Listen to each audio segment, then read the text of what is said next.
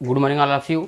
आज हम आपके लिए क्लास 9th केमिस्ट्री लेके आए हैं। केमिस्ट्री का केवल बेसिक चीज़ें आज आप पढ़ेंगे और ये क्लास 9th के लिए ही नहीं, जो भी केमिस्ट्री पढ़ना चाहता है, रसायन विज्ञान पढ़ना चाहता है, उसकी अगर बेसिक चीज़ें क्लियर नहीं हैं तो वो सब इससे पढ़ाई कर सकते हैं, इस वीडियो को देख सकते हैं। Okay, now start.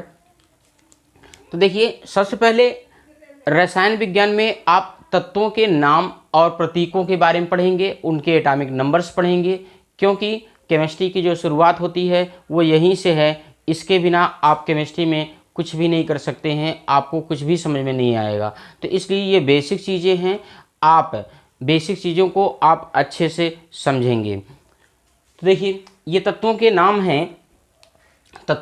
हैं। देखिए, यहाँ पर हमने एटॉमिक नंबर लिखा हुआ है, परमाणु क्रमांक।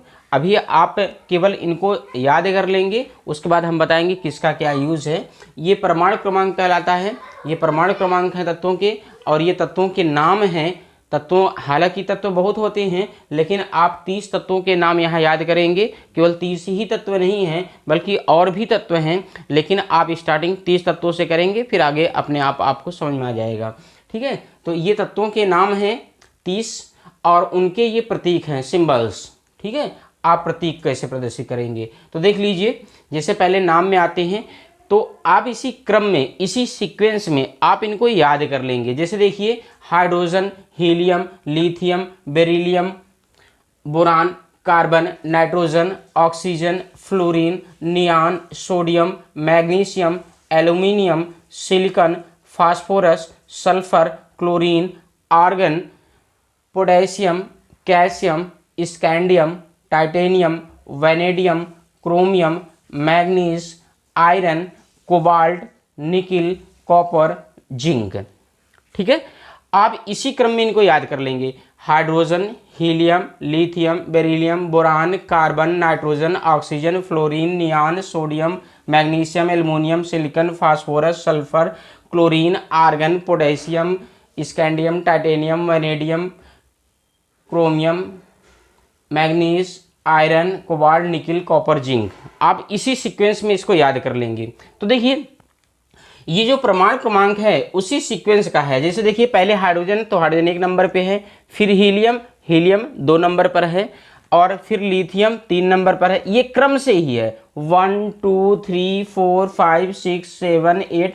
तो अगर इनका आप क्रम से याद कर लेंगे, इसी सीक्वेंस में याद कर लेंगे, तो जो क्रम संख्या रहेगी इनकी, वही क्या होगा, परमाणु क्रमांक होगा, एटॉमिक नंबर होगा।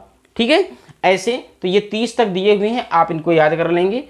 उसके बाद ये प्रतीक दिया हुआ है, आप प्रतीक चिन्ह को याद रखेंगे। जैसे हाइड्रोजन, हाइड्रोजन को हम H से प्रदर्शित करते हैं, हीलियम को HE से, लिथियम को Li से, बेरिलियम को Be से, बोरान को B से, कार्बन को C से, नाइट्रोजन को N से, ऑक्सीजन को O से, फ्लोरीन को F से, नियान को Ne से, सोडियम को Na से, मैग्नीशियम को Mg से, एल्युमिनियम को Al से, सिलिकॉन को Si से, फास्फोरस को P से, सल्फर को S से, क्लोरीन को Cl से, आर्गन को Ar से, पोटेशियम को K से, कैल्शियम को Ca से, स्कैंडियम को Sc से, टाइटेनियम को Ti से, वैनेडियम को V से, क्रोमियम को Cr से, मैग्नीज को Mn, आयरन को Fe, कोबाल्ट को Co, निकिल को Ni, कॉपर को Cu, जिंक को Zn।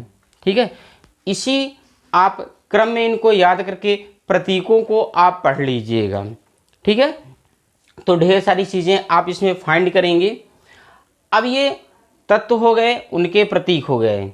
इसके बाद आप देखिए, जो कोई भी तत्व होता है, कोई भी तत्व हो, ये तत्वों के नाम है। उसका सबसे छोटा जो पार्टिकल होता है, छोटा भाग होता है, सबसे छोटा, उसको हम कहते हैं परमाणु। क्या कहते हैं, परमाणु। परमाणु। एक बार आप इसका स्क्रीनशॉट ले लीजिए पूरे का।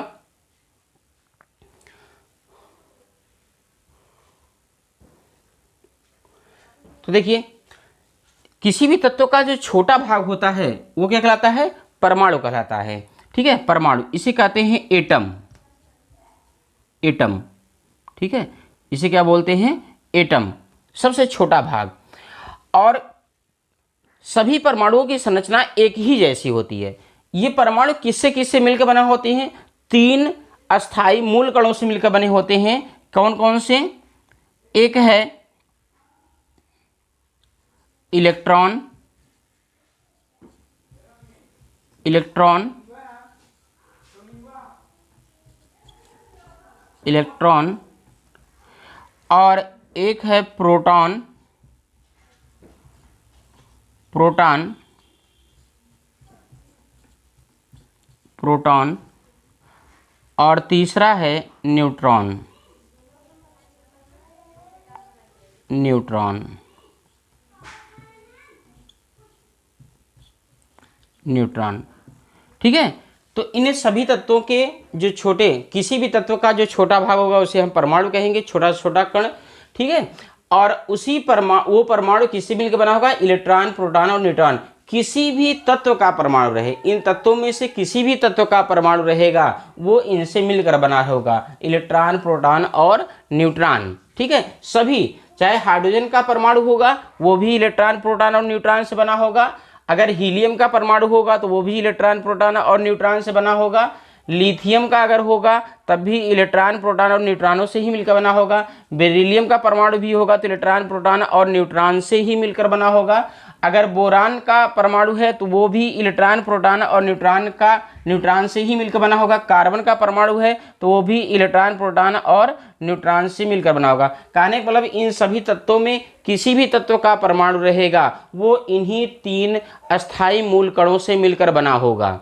ठीक है, अब इसमें बात आती है कि इन्हीं 3 मूल अस्थाई जो होते हैं, मूल कण होते हैं, इन्हीं से मिलकर इनके परमाणु बने होते हैं। लेकिन इनमें तत्व के परमाणु में, किसी तत्व का परमाणु है उनमें अलग अलग तत्वों के परमाणु में इलेक्ट्रॉनों की संख्या, प्रोटॉनों की संख्या और न्यूट्रॉनों की संख्याएं क्या होती हैं? अलग अलग होती हैं। जैसे हाइड्रोजन है तो हाइड्रोजन में इलेक्ट्रॉन जितने होंगे, प्रोटॉन जितने होंगे और न्यूट्रॉन जितने होंगे। ठीक है, हीलियम से अलग होंगे, यानी कि अगर इसका परमाणु रहेगा तो उसमें इलेक्ट्रॉन, प्रोटॉनों की संख्या अलग रहेगी, इसका रहेगा तो अलग रहेगी। यानी कि हर तत्व में इलेक्ट्रॉनों और प्रोटॉनों और न्यूट्रॉनों की संख्याएं क्या होती हैं? अलग अलग होती हैं। तत्व का परमाणु क्रमांक जितना बड़ा रहेगा इनकी संख्या भी क्या होगी? उतनी ही ज़्यादा रहेगी। ठीक है, लेकिन बस इतना याद रखिएगा कि किसी तत्व का परमाणु रहेगा वो इन्हीं 3 मूल अस्थाई कणों से मिलकर क्या होंगे? बने होंगे। ठीक है,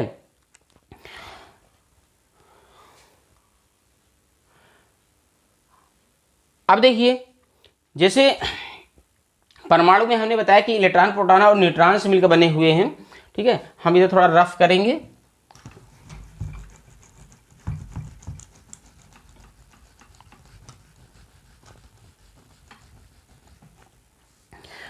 अब देखिए परमाणु की संरचना होती कैसे है? परमाणु का एक केंद्रीय भाग होता है, परमाणु का एक केंद्रीय भाग होता है, केंद्रीय भाग होता है, ये केंद्रीय भाग है। इसमें प्रोटॉन होते हैं और न्यूट्रॉन होते हैं। प्रोटॉन जो होते हैं ये पॉजिटिव चार्ज होते हैं और न्यूट्रॉन जो होते हैं ये न्यूट्रल होते हैं। परमाणु का केंद्रीय भाग होता है, उसमें क्या क्या होता है? प्रोटॉन होता है और न्यूट्रॉन होता है। जो ये प्रोटॉन है ये पॉजिटिव चार्ज होता है और ये कैसा होता है? ये न्यूट्रल होता है, ये उदासीन होता है, इस पर कोई चार्ज नहीं होता है। अब ये परमाणु का केंद्रीय भाग है। ठीक है, इसके बाहर, ठीक है, इसके बाहर त्रिविम क्षेत्र में खाली स्थान जो रहता है वहाँ पर विभिन्न ऊर्जाओं वाली कक्षाएं होती हैं। ठीक है, विभिन्न ऊर्जाओं वाली कक्षाएं होती हैं। ये इस परमाणु की कक्षाएं कहलाती हैं। ठीक है, ऐसे ये कक्षाएं कहलाती हैं।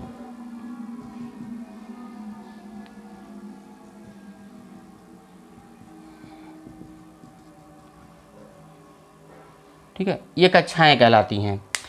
इन्हीं कक्षाओं में ऋण आवेशित इलेक्ट्रॉन होते हैं। क्या होते हैं? इन्हीं कक्षाओं में ऋण आवेशित इलेक्ट्रॉन होते हैं। इलेक्ट्रॉन को ई से प्रदर्शित करते हैं। ठीक है, तो परमाणु का जो ये केंद्रीय भाग है ये जो केंद्रीय भाग है इसको क्या कहते हैं, इसको कहते हैं नाभिक। परमाणु के केंद्रीय भाग को क्या कहते हैं, नाभिक कहते हैं। ठीक है, ये कहलाता है नाभिक। नाभिक इसको बोलते हैं न्यूक्लियस। न्यूक्लियस परमाणु का जो केंद्रीय भाग होता है इसे नाभिक कहते हैं। इधर बाहर विभिन्न ऊर्जाओं वाली कक्षाएं होती हैं, इसमें ये ऋण आवेशित इलेक्ट्रॉन होते हैं। इलेक्ट्रॉन कैसे होते हैं, निगेटिवली चार्ज होते हैं, ऋण आवेश होता है इन पर। ठीक है, तो परमाणु के केंद्रीय भाग होता है, केंद्रीय भाग में धनावेशित प्रोटॉन और उदासीन न्यूट्रॉन होते हैं, और बाहरी कक्षाओं में ऋणावेशित इलेक्ट्रॉन। ये जो भाग है केंद्रीय भाग इसे नाभिक कहते हैं। जो ऋणावेशित इलेक्ट्रॉन है ये नाभिक के चारों ओर ऐसे चक्कर लगाते रहते हैं। ठीक है, नाभिक के चारों ओर विभिन्न कक्षाओं में क्या होते हैं, चक्कर लगाते रहते हैं। तो ये ध्यान रखिएगा, परमाणु 3 अस्थायी मूल कणों से मिलकर बने होते हैं, इलेक्ट्रॉन, प्रोटॉन और न्यूट्रॉन।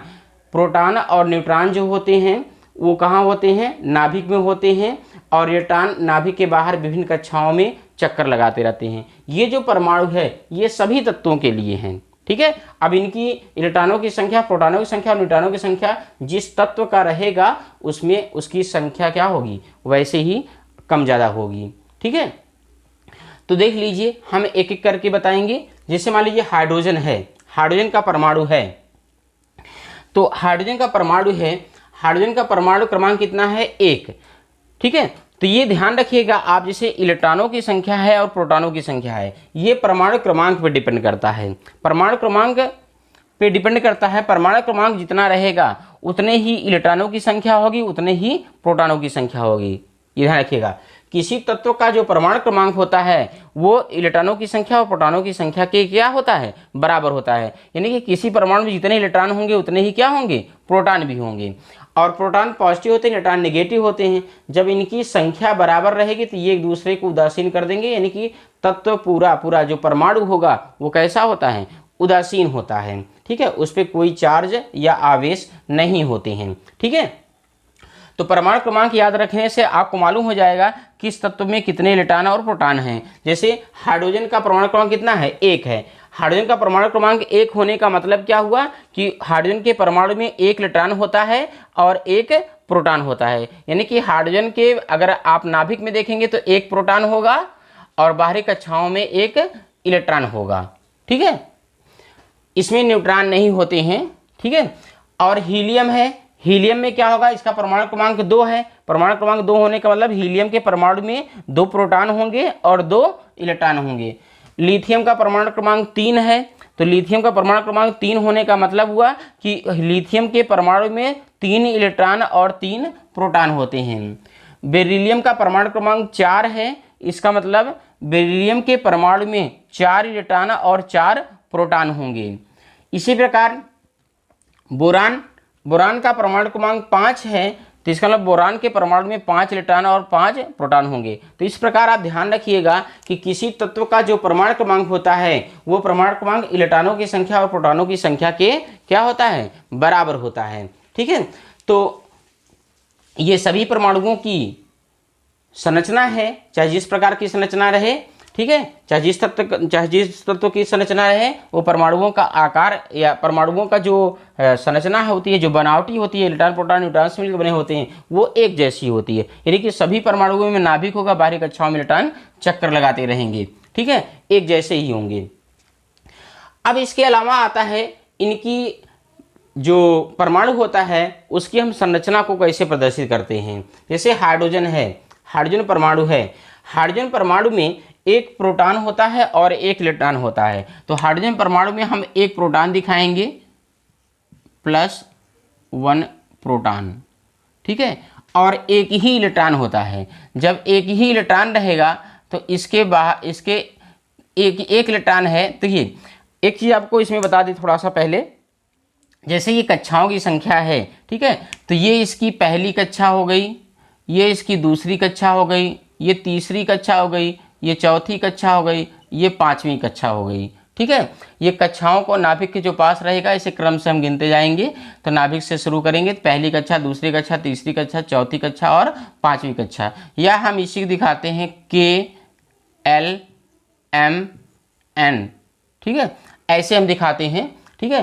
के मतलब जो नाभिक के पास की कक्षा होगी उसे के, जो दूसरी कक्षा होगी एल, जो तीसरी कक्षा होगी एन, जो चौथी होगी वो एन, के एल एम एन, ऐसे आप प्रदर्शित करते हैं, ठीक है। अब इसके बाद आती है कि जो पहली कक्षा होती है, देखिए इलेक्ट्रॉन कक्षाओं में ही होते हैं, लेकिन सभी इलेक्ट्रॉन एक ही कक्षा में नहीं होते हैं। जैसे पहली कक्षा है, आपको बता दें कि किसी कक्षा में इलेक्ट्रॉनों की अधिकतम संख्या 2n² होती है। किसी कक्षा में इलेक्ट्रॉनों की अधिकतम संख्या = 2n², ठीक है। देख लीजिए, किसी कक्षा में इलेक्ट्रॉनों, आप जानते हैं इलेक्ट्रॉन कक्षाओं में होते हैं, तो किसी कक्षा में इलेक्ट्रॉनों की अधिकतम संख्या कितनी होती है? 2n²। यहाँ पे n जो है वो कक्षा की संख्या है। जैसे अगर हम पहली कक्षा के लिए लेंगे तो n का मान 1 लेंगे। अगर हम दूसरी कक्षा में इलेक्ट्रॉनों की अधिकतम संख्या निकालेंगे तो n के स्थान पे हम 2 रखेंगे। तीसरी कक्षा में इलेक्ट्रॉनों की अधिकतम संख्या देखनी है तो हम n के स्थान पे क्या रखेंगे? 3। चौथी कक्षा के लिए n का मान 4, पाँचवीं कक्षा के लिए n का मान 5, ठीक है। तो n यहाँ क्या है? कक्षा की संख्या है। तो जितनी कक्षा रहेगी, पहली कक्षा रहेगी तो n का मान 1, दूसरी कक्षा रहेगी n का मान 2, तीसरी कक्षा रहेगी तो n का मान 3, चौथी कक्षा रहेगी तो n का मान 4, पाँचवीं कक्षा रहेगा तो n का मान 5, छठवीं कक्षा रहेगी तो n का मान 6। जिस कक्षा में आप इलेक्ट्रॉनों की संख्या निकालना चाहते हैं वही n की वैल्यू आप रखेंगे। n यहाँ कक्षाओं की संख्या है, ठीक है। तो देखिए अब इसके बाद जैसे पहली कक्षा है, पहली कक्षा के लिए अगर पहली कक्षा के लिए लेंगे तो पहली कक्षा के लिए n का मान कितना रखेंगे? 1। तो देखिए इलेक्ट्रॉनों की अधिकतम संख्या कितना हो जाएगी?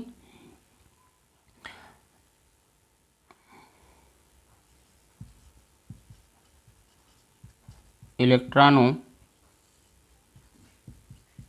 की अधिकतम संख्या, ठीक है। तो सूत्र क्या लगाएंगे? 2n²। अब पहली कक्षा के लिए निकाल रहे हैं तो n का मान कितना रखेंगे? 1। तो यहाँ 1 रख देंगे तो ये हो जाएगा 2, n के स्थान पर 1 रख देंगे, कितना हो जाएगा? तो 1 का स्क्वायर कितना होगा? 1 ही होगा। 1 का स्क्वायर कितना होगा? 1, ठीक है। तो कितना आ जाएगा? 2 × 1 = 2। यानी कि पहली कक्षा में अधिकतम 2 इलेक्ट्रॉन हो सकते हैं, ठीक है।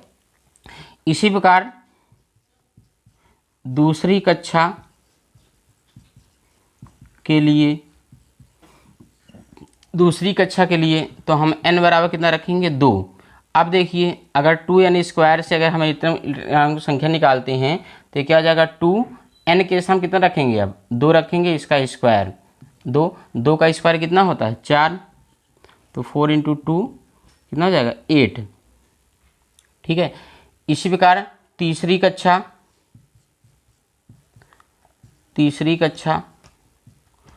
के लिए क्या हो जाएगा? n = 3। अब अगर अधिकतम इलेक्ट्रॉनों की संख्या निकालेंगे 2 और n के स्थान पे 3 रखेंगे स्क्वायर, तो 2, 3 का स्क्वायर कितना होगा? 9। तो 9 दूनी 18, ठीक है। तो इस प्रकार से हम किसी कक्षा में इलेक्ट्रॉनों की संख्या निकाल सकते हैं। तो किसी कक्षा में इलेक्ट्रॉनों की अधिकतम संख्या के लिए सूत्र क्या होता है? 2n²। पहली कक्षा के लिए निकालेंगे अगर तो n के स्थान पे 1 रखेंगे, दूसरी कक्षा के लिए निकालेंगे तो n के स्थान पे 2 रखेंगे, तीसरी कक्षा निकालेंगे तो n के स्थान 3 रखेंगे, चौथी कक्षा के लिए निकालेंगे तो n के स्थान पे 4 रखेंगे, पाँचवीं कक्षा निकालेंगे तो n के स्थान पे आप 5 रखेंगे। तो जिस कक्षा में आप इलेक्ट्रॉनों की संख्या जाननी हो आप 2n² लगा के आप निकाल लेंगे। जैसे पहली कक्षा के लिए n = 1 है, हमने n के स्थान पे 1 रखा तो कितना आया? 2। यानी कि पहली कक्षा में अधिक से अधिक 2 इलेक्ट्रॉन हो सकते हैं। पहली कक्षा में हम 2 इलेक्ट्रॉन से अधिक इलेक्ट्रॉन नहीं रख सकते हैं। दूसरी कक्षा के लिए अधिकतम इलेक्ट्रॉनों की संख्या कितनी आई है? 8। ठीक है। तो देखिए 2n², n के स्थान पर 2 रखेंगे, 2 का स्क्वायर 4 दूनी 8 हो जाएगा। तो दूसरी कक्षा के लिए इलेक्ट्रॉनों की अधिकतम संख्या कितनी आई है? 8। और तीसरी कक्षा के लिए इलेक्ट्रॉनों की अधिकतम संख्या कितनी आई है? 18। और इसी प्रकार अगर चौथी कक्षा के लिए ले लेंगे, चौथी कक्षा के लिए लेंगे तो 2n², 2n के स्थान पे यानी कि n का कितना रखेंगे? 4। तो 4 का स्क्वायर हो जाएगा 2, 4 का स्क्वायर कितना हो जाएगा? 16, 16 दूनी 32, 32। ठीक है। तो इस प्रकार से हमने देख लिया कि पहली कक्षा में अधिकतम 2 इलेक्ट्रॉन हो सकते हैं, दूसरी कक्षा में अधिकतम 8 इलेक्ट्रॉन हो सकते हैं, और तीसरी कक्षा में अधिकतम 18 इलेक्ट्रॉन हो सकते हैं, और चौथी कक्षा में अधिकतम 32 इलेक्ट्रॉन हो सकते हैं। तो ये बिल्कुल ध्यान रखिएगा इनकी संख्या कि पहली कक्षा में अधिकतम 2 इलेक्ट्रॉन हम रखेंगे, दूसरी कक्षा में अधिकतम 8 रखेंगे, और तीसरी कक्षा में अधिकतम हम कितना रखेंगे? 18, और चौथी कक्षा में अधिकतम कितना रखेंगे? 32। ठीक है। तो ये इलेक्ट्रॉनों की संख्या है। अब जैसे हाइड्रोजन परमाणु के लिए देखेंगे। हाइड्रोजन परमाणु का परमाणु क्रमांक कितना है? 1। परमाणु क्रमांक 1 है। तो 1 होने का मतलब क्या हुआ? उसमें 1 प्रोटॉन होंगे और 1 इलेक्ट्रॉन होगा। 1 प्रोटॉन और 1 इलेक्ट्रॉन होगा। तो 1 प्रोटॉन हमने दिखा दिया, इसमें न्यूट्रॉन नहीं होते हैं। ठीक है। तो ठीक है, 1 प्रोटॉन हो गया और 1 इलेक्ट्रॉन। तो 1 इलेक्ट्रॉन को हम यहाँ दिखाएंगे पहली कक्षा में, ये ऐसे इलेक्ट्रॉन को दिखाएंगे। तो ये हाइड्रोजन परमाणु की संरचना होगी, एक ही कक्षा होगी। ठीक है, क्योंकि इलेक्ट्रॉन जिस कक्षा में भरे रहेंगे उतनी ही कक्षा उसमें होगी। तो हाइड्रोजन परमाणु के लिए अगर देखेंगे, ठीक है, तो इसको हम थोड़ा सा रफ करेंगे।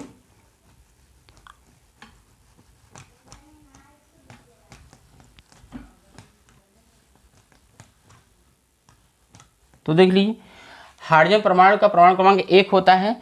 तो जैसे उसका ये नाभिक है तो उसमें 1 प्रोटॉन होगा, ठीक है, और उसमें एक ही कक्षा होगी और उस कक्षा में 1 इलेक्ट्रॉन होगा। क्योंकि परमाणु क्रमांक 1 होने का मतलब 1 प्रोटॉन है और 1 इलेक्ट्रॉन है, तो 1 इलेक्ट्रॉन आप दिखाएंगे, 1 आप प्रोटॉन दिखाएंगे। ठीक है। और इसी प्रकार अगर आप हीलियम के लिए लेंगे, हीलियम के लिए, तो हीलियम के लिए भी ऐसे होगा। तो जितने तत्व होंगे उन तत्वों के आप संरचना ऐसे बनाते चले जाएंगे। ठीक है। जैसे हम मान लेते हैं ऑक्सीजन के लिए ले लेते हैं, ऑक्सीजन, ऑक्सीजन, ऑक्सीजन, ऑक्सीजन का प्रतीक क्या होता है? O। और ऑक्सीजन का परमाणु क्रमांक कितना होता है? देखिए 8। ठीक है, इसका परमाणु क्रमांक कितना होता है? 8। ठीक है, परमाणु क्रमांक कितना होता है ऑक्सीजन का? 8। तो देखिए अब 8 है, तो जैसे इसका नाभिक है, नाभिक है, तो परमाणु क्रमांक 8 है, यह है परमाणु क्रमांक, परमाणु क्रमांक, परमाणु क्रमांक 8 है। तो इसका मतलब क्या हुआ? उसमें 8 इलेक्ट्रॉन होंगे और 8 प्रोटॉन होंगे। तो प्रोटॉन कहाँ रहते हैं? नाभिक में। तो नाभिक में आप 8 प्रोटॉन दिखा देंगे।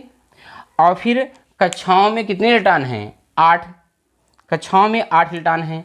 तो देखिए पहली कक्षा में हम देखते हैं, ये पहली कक्षा है, तो पहली कक्षा में इलेक्ट्रॉनों की अधिकतम संख्या कितनी हो सकती है? 2। तो पहली कक्षा में हम 2 इलेक्ट्रॉन भर देंगे, 1 इलेक्ट्रॉन ये, 1 इलेक्ट्रॉन ये।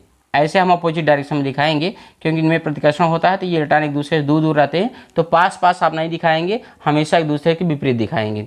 तो ये पहली कक्षा है, पहली कक्षा में 2 इलेक्ट्रॉन हमने दिखा दिया। ठीक है। अब उसके बाद कितने इलेक्ट्रॉन बचे? जैसे 2 इलेक्ट्रॉन हमने पहली कक्षा में दिखा दिया, ठीक है, 8 इलेक्ट्रॉन हैं, तो अब कितने बचे? 6 बचे। तो दूसरी कक्षा के लिए कितने बचे? 6 इलेक्ट्रॉन बचे। और हमने आपको बताया कि दूसरी कक्षा में अधिकतम कितने इलेक्ट्रॉन हो सकते हैं? 8 हैं। ठीक है। तो दूसरी कक्षा देख लीजिए, ये दूसरी कक्षा है, ये दूसरी कक्षा है। तो ऑक्सीजन में कुल 8 इलेक्ट्रॉन थे। ठीक है, ऑक्सीजन में कुल 8 इलेक्ट्रॉन थे। तो पहली कक्षा में हमने 2 इलेक्ट्रॉनों को रखा, क्योंकि पहली कक्षा में अधिकतम इलेक्ट्रॉनों की संख्या 2 हो सकती है। अब 8 इलेक्ट्रॉन में से 2 पहली कक्षा में हो गए, तो बचे कितने? 6। तो 6 किस में होंगे? दूसरी कक्षा में होंगे। तो दूसरी कक्षा में आप 6 दिखाएंगे, 1 2 3 4 5 6, ये दूसरी कक्षा में हमने 6 इलेक्ट्रॉनों दिखाया। तो 8 इलेक्ट्रॉन हैं, 8 इलेक्ट्रॉन में से 2 इलेक्ट्रॉन पहली कक्षा में होते हैं और जो बच गए वो क्या होंगे, वो दूसरी कक्षा में 6 इलेक्ट्रॉन रहेंगे। और दूसरी कक्षा में हम अधिक से अधिक 8 इलेक्ट्रॉनों को रख सकते हैं। तो चूंकि 6 इलेक्ट्रॉन ही बचा था इसलिए दूसरी कक्षा में 6 इलेक्ट्रॉन। इसी प्रकार सभी तत्वों के परमाणुओं की संरचना आप बनाते चले जाएंगे। ठीक है।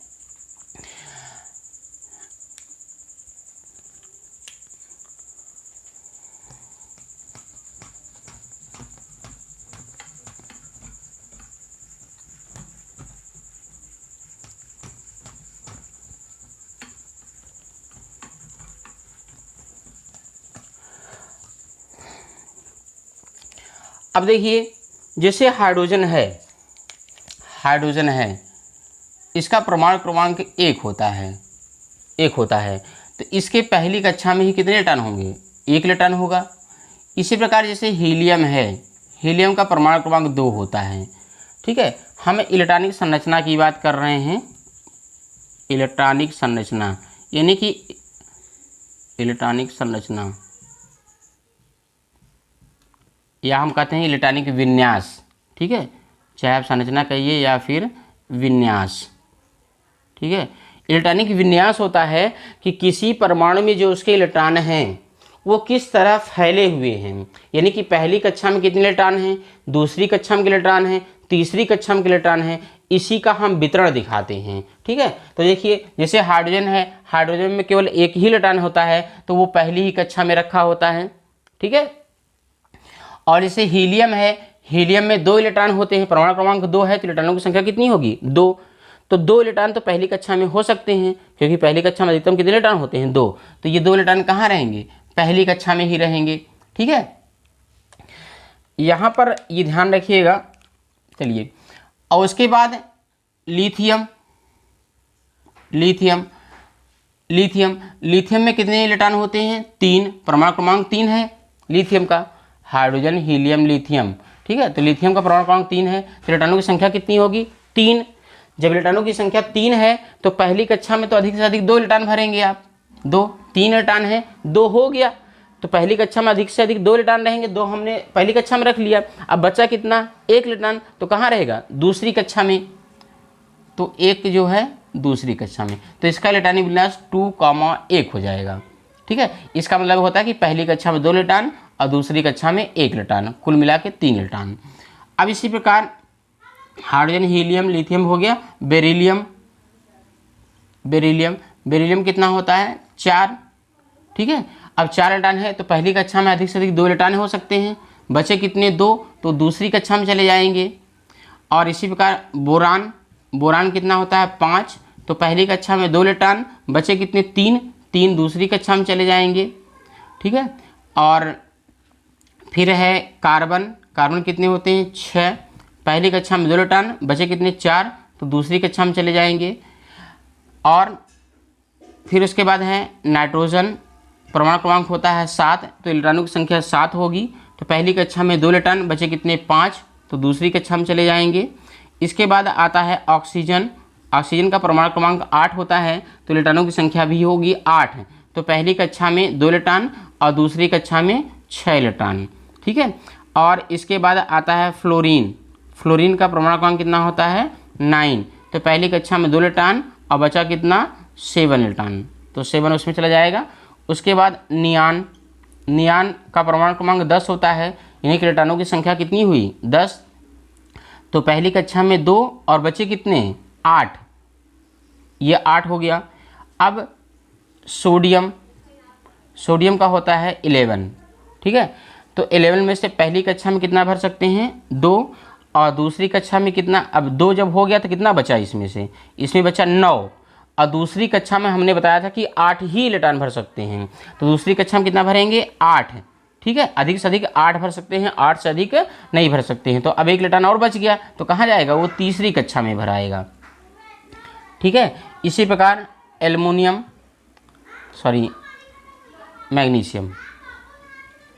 मैग्नीशियम का 12, तो पहली कक्षा में 2 इलेक्ट्रॉन, दूसरी कक्षा में 8, 8 2 10, कितने बचे 2, तो तीसरी कक्षा में 2 इलेक्ट्रॉन। इसी प्रकार एल्युमिनियम 13, पहली कक्षा में 2, दूसरी में 8 और बचा कितना 3, तीसरी में 3। ठीक है, तो इस प्रकार हमने देखा कि हाइड्रोजन में कितनी कक्षाएं हैं, 1, हीलियम में कितनी कक्षा है 1, लिथियम में कितनी कक्षा है 1 और 2, 2 कक्षाएं हैं, बेरिलियम में 2 कक्षाएं हैं, बोरान में 2 कक्षाएं हैं, कार्बन में 2 कक्षाएं हैं, नाइट्रोजन में 2 कक्षाएं हैं, ऑक्सीजन में 2 कक्षाएं हैं, फ्लोरीन में 2 कक्षाएं हैं, नियान में 2 कक्षाएं हैं, सोडियम में 3 कक्षाएं होती हैं, मैग्नीशियम में 3 कक्षाएं होती हैं, एल्युमिनियम में 3 कक्षाएं होती हैं। यानी कि इलेक्ट्रॉनों की संख्या जितनी ज़्यादा रहेगी उनमें कक्षाओं की संख्या उतनी ही ज़्यादा रहेगी। तो ये ध्यान रखिएगा, पहली कक्षा में अधिक से अधिक आप 2 इलेक्ट्रॉन भरेंगे, 2 से अधिक इलेक्ट्रॉन नहीं भर सकते हैं। अगर 2 किसी तत्व का में जो इलेक्ट्रॉनों की संख्या होगी पहली कक्षा में आप 2 भर लेंगे, जो बच जाएगा वो आगे की कक्षाओं में आप भरते जाएंगे। तो पहली कक्षा में अधिक से अधिक 2 इलेक्ट्रॉन भरेंगे, दूसरी कक्षा में अधिक से अधिक 8 इलेक्ट्रॉन। हमने देखिए यहाँ पर दूसरी कक्षा में 1 इलेक्ट्रॉन भरा था, 2 3 4 5 6 7 8। अब यहाँ देखिए 8 से अधिक हो रहा था, बच रहा था, तो 8 से अधिक बच रहा था तो 8 इसमें भर दिए, 1 जो बच रहा था आगे चला गया, क्योंकि दूसरी कक्षा में अधिक से अधिक 8 हो सकता है। 8 से अधिक दूसरी कक्षा में इलेक्ट्रॉन नहीं हो सकते हैं। पहली कक्षा में 2 से अधिक नहीं हो सकता, दूसरी कक्षा में 8 से अधिक नहीं हो सकता। ठीक है, और तीसरी कक्षा में 18 से अधिक नहीं हो सकता, चौथी कक्षा में 32 से अधिक नहीं हो सकता। ये ध्यान रखिएगा। ठीक है, तो जितने इलेक्ट्रॉन रहेंगे उतने इलेक्ट्रॉन हम भरते चले जाएंगे। ठीक है, हाँ, जैसे पहली कक्षा में हमने बताया कि अधिकतम 2 इलेक्ट्रॉनों की संख्या है, अधिकतम यानी कि अधिक से अधिक 2 भर सकते हैं, आप कम भर सकते हैं। ठीक है, जैसे हमने कहा पहली कक्षा में 2 अधिकतम इलेक्ट्रॉन भर सकते हैं तो 2 भराएगा, लेकिन अगर एक ही इलेक्ट्रॉन रहेगा तो वो भी तो भर सकते हैं।